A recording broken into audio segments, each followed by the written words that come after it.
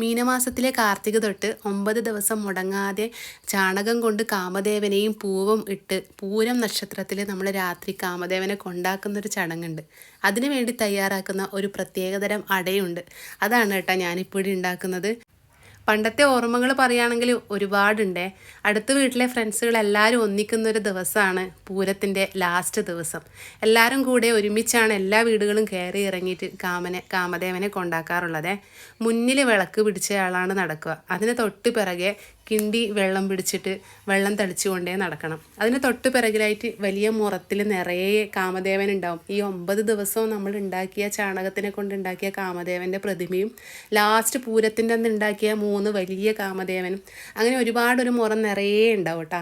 അത് തലയിൽ വെച്ച് നമ്മൾ കാമാദേവ കല്ലിലും മുള്ളിലും വീഴല്ലേ ദേവ എന്ന് പറഞ്ഞ് ഒച്ചത്തിൽ കൂകി വിളിച്ചുകൊണ്ടാണ് കേട്ടോ പോവുക.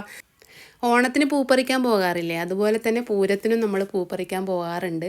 പക്ഷേ മുരിക്കിൻ പൂവ്, ചെമ്പകപ്പൂവ്, ഒരു പച്ച കളറിലുള്ള ഇല പോലത്തെ ഒരു പൂവുണ്ട്. നമ്മുടെ നാട്ടിൽ ജടപ്പൂവ് എന്ന് പറയാം. അധികം അമ്പലപ്പറമ്പിൽ, അമ്പലക്കാടിൽ അങ്ങനെയെല്ലാം ഈ മരത്തുമ്മലാണ് ഇത് ഉണ്ടാവുക. കിട്ടാൻ കുറച്ച് ബുദ്ധിമുട്ടാണ്. എന്നാലും നമുക്ക് ഇപ്രാവശ്യം കിട്ടിയിട്ടുണ്ടായിരുന്നു കേട്ടോ. ഈ വീഡിയോ ഫുള്ളായിട്ട് ഞാൻ ചാനലിൽ അപ്ലോഡ് ചെയ്തിട്ടുണ്ട്. കാണാത്തവരൊന്ന് കണ്ട് സപ്പോർട്ട് ചെയ്യണേ. ഇത് നമ്മുടെ പൂരത്തിന് മാത്രം ഉണ്ടാക്കുന്നതല്ല, ബ്രേക്ക്ഫാസ്റ്റ് ആയിട്ടും ഉണ്ടാക്കാം. നല്ല ടേസ്റ്റാണ്. വാഴയിലേനേക്കാളും ടേസ്റ്റ് എനിക്ക് തോന്നുന്നത് ഈ ഉപ്പിലയുടെ ഒരു ഫ്ലേവറാണ് കേട്ടോ. അതൊന്ന് ചെയ്യാത്തവരൊന്ന് ചെയ്ത് ടേസ്റ്റ് നോക്കുന്നത് നന്നായിരിക്കും. പിന്നെ നിങ്ങളുടെ നാട്ടിൽ ഈ ഇലയ്ക്ക് എന്ത് പേരാ പറയുന്നതെന്നും കൂടെ ഒന്ന് കമൻ്റായിട്ട് അറിയിക്കണേ. പുതിയ വീഡിയോ ആയിട്ട് നാളെ വരാം. ഇഷ്ടപ്പെട്ടാൽ ഷെയർ ചെയ്ത്, ലൈക്ക് ചെയ്ത്, സബ്സ്ക്രൈബ് ചെയ്ത് സപ്പോർട്ട് ചെയ്യണേ. ബായ്.